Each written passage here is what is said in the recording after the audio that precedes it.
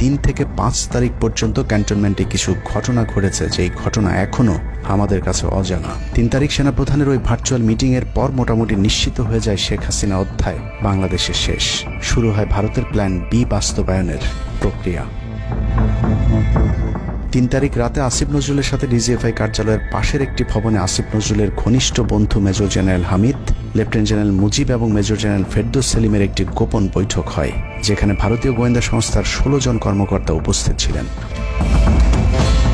মূলত 5 তারিখ শেখ হাসিনা পদত্যাগ করার পর করণীয় নির্ধারণ করতেই ওই বৈঠক অনুষ্ঠিত হয়।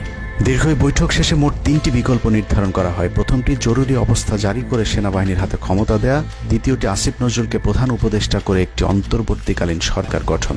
অন্তর্বর্তীকালীন সরকারের ভেতরে যেন ভারতীয় বলয়ের লোকজন বেশি সংখ্যায় রাখা যায় সেটা নিশ্চিত করার ব্যাপারেও আলোচনা হয় বৈঠকে, এবং সেটা নিশ্চিত করতে আসিফ নজরুলের পেছনে সেনাবাহিনীর ওই অংশটির সর্বোচ্চ সাপোর্ট থাকারও নিশ্চয়তা দেওয়া হয়। মূলত আসিফ নজরুলকে সামনে রেখে সেনাবাহিনীর মাধ্যমেই দেশ চালানোর পরিকল্পনা করা হয়েছিল 3 তারিখের ওই গোপন বৈঠকে। 4 তারিখ 3 বাহিনী প্রধানের মধ্যে দফায় দফায় বৈঠক চলেছে। সেই বৈঠক থেকে সিদ্ধান্ত হয় 5 তারিখ সকাল 9টার মধ্যে শেখ হাসিনাকে চূড়ান্তভাবে পদত্যাগের বিষয়টি জানিয়ে দেওয়া হবে। এর পরপরই আসিফ নজরুলকে আবারও ক্যান্টনমেন্টে ডেকে আনা হয় এবং শেখ হাসিনার পদত্যাগের পর আওয়ামী নেতা কর্মীদেরকে যতটা সম্ভব নিরাপত্তা দেয়া, বেসরকারি বিভিন্ন প্রতিষ্ঠানগুলোতে যতটা সম্ভব আগের কর্মকর্তাদেরকে রেখে দেয়া এবং বিটিআর হত্যাকাণ্ড নিয়ে কোনো ধরনের পদক্ষেপ না নেওয়া সহ বেশ কিছু করণীয় ঠিক করে দেওয়া হয়। দীর্ঘ সেই আলোচনার কারণে 4 তারিখ সারা রাত ক্যান্টনমেন্টে অবস্থান করেছেন আসিফ নজরুল।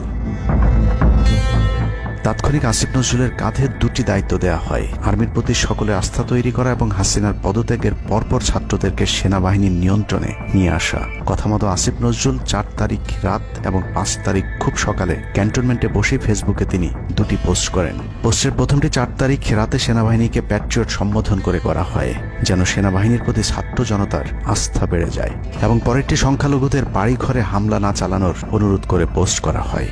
দুপুর 12টার আগে আসিফ নজরুলের করা হিন্দুদেরকে নিয়ে ওই পোস্টে প্রমাণ করে আসিফ নজরুল আগে থেকে জানতেন কিছুক্ষণ পর আসলে কি ঘটতে যাচ্ছে। আমরা এখন আর্মি চিফের সাথে একটা আলোচনায় আছি। আমি যতটুকু ওনার সাথে কথা বলেছি, আমার কাছে মনে হয়েছে, আশা করছি আপনাদের জন্য অনেক বড় সুসংবাদ আসছে। বিজয়ের খবর আগেই জেনে যাওয়াটা সমস্যা না, কিন্তু সমস্যা হলো আসিফ নজরুল সবাইকে আন্দোলনের কেন্দ্রবিন্দু ঢাকা বিশ্ববিদ্যালয়ে যেতে না বলে ক্যান্টনমেন্টের সুখবরের অপেক্ষায় থাকতে বলেন। মূলত আসিফ নজরুলের ওই ফাঁদে পা দিয়ে ছাত্র জনতার জুলাই আগস্ট বিপ্লবের বিজয় হাতছাড়া হয়ে গিয়েছিল। ছাত্র নেতাদের সরলতাকে কাজে লাগিয়ে আসিফ নজরুল নাহিদ আসিফদেরকে সেনাপ্রধানের কাছে আসতে বলেন। নাহিদ, আসিফ, মাহফুজরা সেনাপ্রধানের কাছে যাবার আগে আসিফ নজরুলের প্রধান উপদেষ্টা হবার বিষয়টি চূড়ান্ত হয়ে যায়।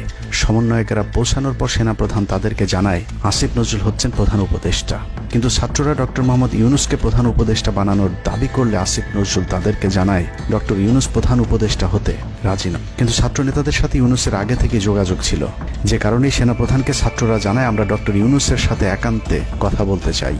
ছাত্ররা ডক্টর ইউনুসকে ফোন করলে তিনি জানান প্রধান উপদেষ্টা হতে চান না সেনাবাহিনী কিংবা আসিফ নজরুলের কাছে তার এরকম কোনো বার্তা তিনি দেননি। এরপর ছাত্র নেতাদের দাবির মুখে ইউনুসকে প্রধান উপদেষ্টা বানাতে বাধ্য হয় সেনাবাহিনী। ডক্টর মোহাম্মদ ইউনুসকে প্রধান উপদেষ্টা করা হলেও ক্ষমতার কেন্দ্রে থেকে যায় ভারত নিয়ন্ত্রিত ক্যান্টনমেন্টের মদতপুষ্ট আসিফ নজরুল, যাকে তারা সুনিপুণভাবে গেল এক যুগে তিলে তিলে তৈরি করেছেন।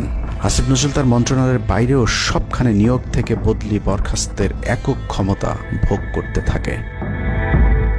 একদিকে সেনাবাহিনীর ছত্রছায়া আসিফ নজরুলের হাত ধরে ভারতীয় এজেন্টদেরকে গুরুত্বপূর্ণ সব পদে বসানো হচ্ছিল, অন্যদিকে চলছিল পুরো দেশ দখলের ভয়ঙ্কর ষড়যন্ত্র। কিন্তু ছাত্রদের চাপের মুখে আসিফ নজরুলের পরিবর্তে ডক্টর মোহাম্মদ ইউনুসের প্রধান উপদেষ্টা হবার বিষয়টি কোনোভাবেই মেনে নিতে পারেনি সেনাবাহিনীর ভারতপন্থী অংশটি, যে কারণে 5 তারিখ রাতেই একটি ব্যর্থ সেনাকুয়ের ষড়যন্ত্র করা হয়েছিল। 5 তারিখের পরপর ইউনুসের একের পর এক ভারতীয় আগ্রাসন বিরোধী বক্তব্যে আতঙ্কিত হয়ে ওঠে ভারতীয় বলয়, যে কারণে 8 তারিখ শপথ নেয়ার আগেই ডক্টর মোহাম্মদ ইউনুসকে হত্যা করে সেনাকুয়ের আরেকটি চেষ্টা চালায় সেনাবাহিনীর ওই অংশটি। 8 তারিখ ডক্টর ইউনুসের নেতৃত্বে নতুন সরকার শপথের ঠিক আগ মুহূর্তে একটি সেনা কুয়ের চেষ্টা করা হয়। কুয়ের নেতৃত্ব দেন লেফটেন্যান্ট জেনারেল মুজিব এবং মেজর জেনারেল হামিদুল হক।